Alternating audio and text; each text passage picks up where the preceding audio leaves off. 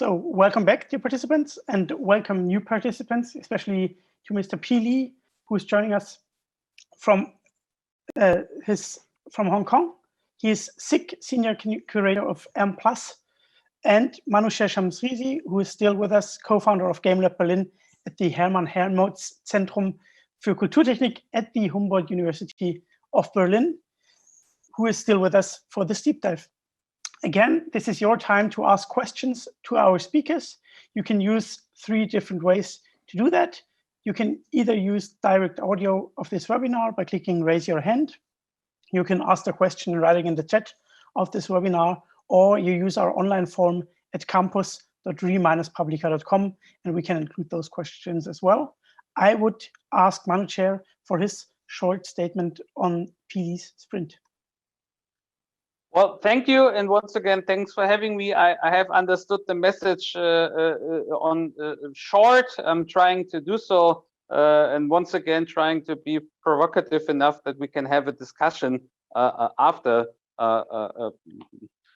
these comments. Let me start by saying that also in this input, which we've heard, many things have been quite impressive. For example, Dr. P's pointing out that culture is a much broader term than art, and that there are implications of this understanding for organizations like museums, which then would need to include this stakeholders of the cultural context of a museum, and not only the art world, to say so, which might have been the traditional partners and stakeholders. And we also see with M+ how that can look like. I was very interested in what we learned about virtual and online events happening even years before the real opening of the museum itself. That's something I'm not going to get too much into that, but there are museums in Berlin which could benefit from that approach, I would argue. And also the connection of museums and universities, and that knowledge production takes place elsewhere as well and needs to be included. That is all of high relevance. I also liked, because that connects very much to many discussions in this world, the Dr. P's pointing out of the new normality not letting us lead into a world in which only privilege decides about who can enjoy and learn and intellectually interact with the museum and its partners, but that internet and digital tools, we know that in the world of gaming as cultural technique as well, can help to get rid of that privilege.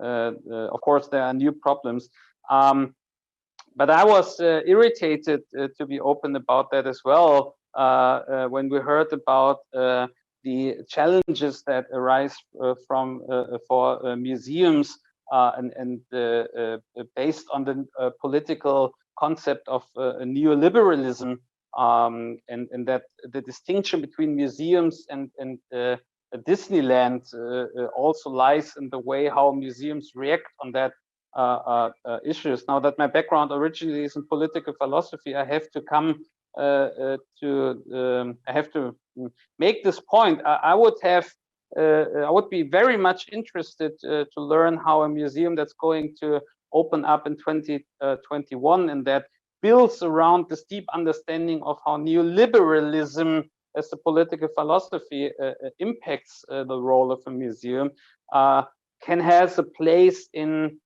today's Hong Kong, because obviously there must be challenges if a museum tries to implement that idea of neoliberalism or any kind of liberalism in a situation where liberalism, so to say, is on the other end of the continuum of what we see in Hong Kong.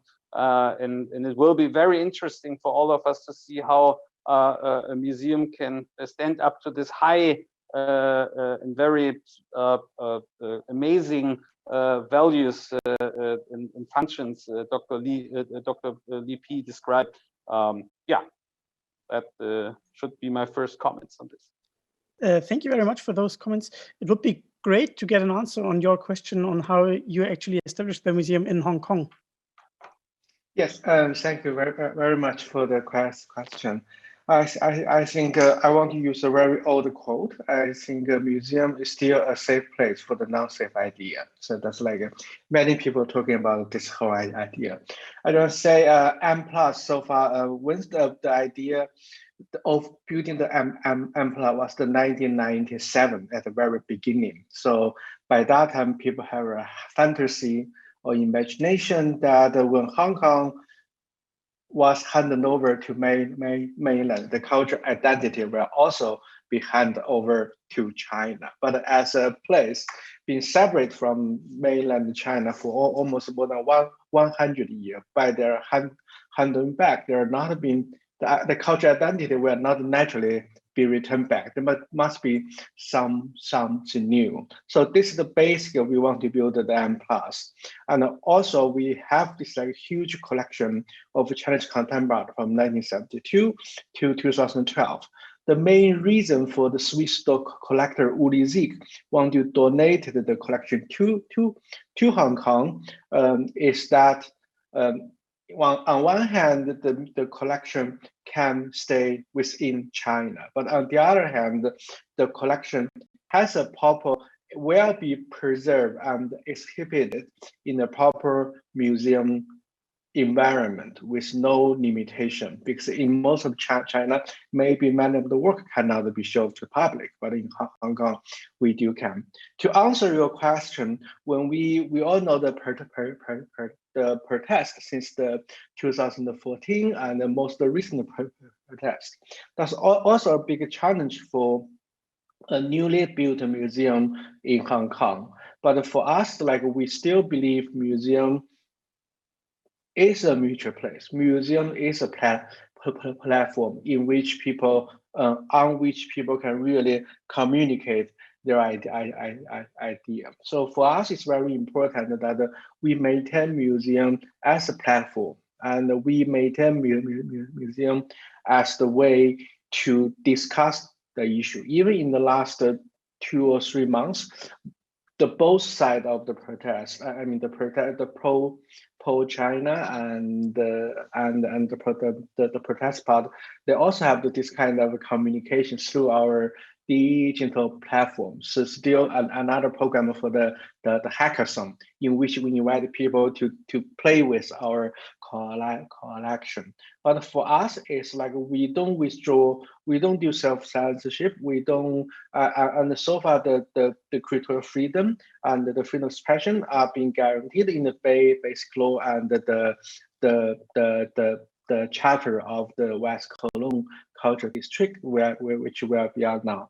But for us, it's very important to be an open mutual platform in this era. And the other thing is very important that the museum should be open, should be a safe place for people to talk about unsafe ideas. Yeah. We have one question coming in through our chat, and that is, what is the right by Giovanna, who is asking, what is the right balance between digital and analog elements in a museum experience or exhibition in your view? Ideally, should there always be a combination of both to be totally inclusive to both young and old, digital natives and committed technophobes? Yeah, I think the first thing, like we just said, the M+, even before we open the museum will open for next year. And even in the last 5 years, we have a massive, very aggressive strategy on our digital platform. For us, like first of all, digital platform is not on the mirror for the museum program. Digital platform should be a platform can generate the opinion, the ideas, the understanding, also can generate the community, the virtual community for the future museum. So we very aggressively develop our online show, which they're not just like another show online, but we try to do some show only can be online, and that cannot be repeated in the physical space. That's the one thing. And by the museum open, we have many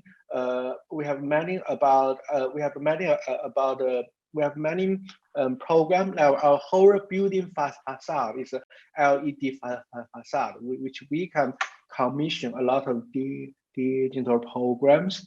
We have the media tag in which people can viewing this kind of our collection of the moving image, not those artistic film and the documentary, but also the computer game, like all the new technologies. But to answer your question, how we balance the young and old, I just give you like we on one hand we got a very aggressive, very good digital guide tour, but in the meantime, we also can offer people the very traditional, the audio guide. So that's also the way we offer all kinds of means for people can make their selection. Also, if I may add to that, I think one very important point we heard earlier is museums and their moral obligation to make sure that there are the least amount possible of privileges when it comes to access to this museum. And of course, digital tools and technology can help a lot to lower privileges. And so the balance should not only be between technophobes. I would not even understand that word, because as Dr. P said, someone who is using an audio guide, would a technophobe not do that? Because the technology as well in the end. But should be between how do I make sure that people can access museums as much as possible, and not everybody, to point that out, is able physically, resource-wise, politically, whatsoever, to physically get to a museum. We should keep that in mind, and that is something we heard earlier a lot, and that's something I found very interesting about M+, that this notion of getting rid of privileges by everything technology and digital transformation offers. That's the obligation of a museum of the future, I would argue. Yes. So I have one more question incoming through our online tool, which I would like to include before we come to an end of this discussion, which refers to something that we heard by Tim Reeve, who said he's working on making a museum more TikTokable. So how do you deal with making your museum more TikTokable? Well, TikTokable. I think TikTokable is quite a sensitive issue now that they are forced to sell to the American enterprise, and it become quite a political issue now. But I think the TikTokable is very important tool for museum to promote that. Just give you one background. We have like 2 major social media WeChat besides of the Facebook and the Instagram, which are totally not allowed in China. One platform is called WeChat. That's like a major, like it kind of it's kind of the communication tool, but also with many small program can work on that.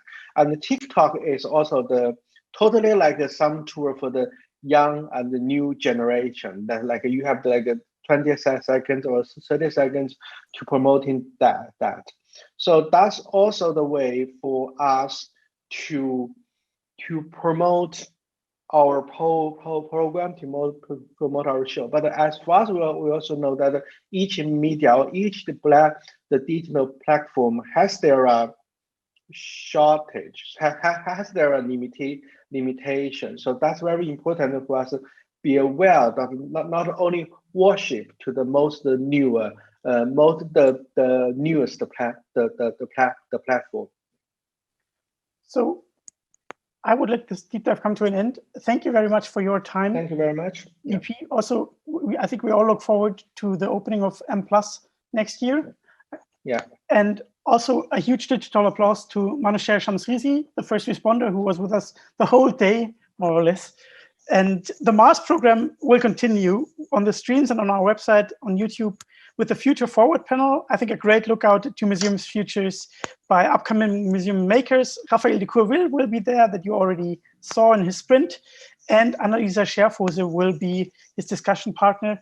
I hope you have fun with the last panel. And thank you too again for participating in this deep dive and for taking the time to answer the question. Thank you.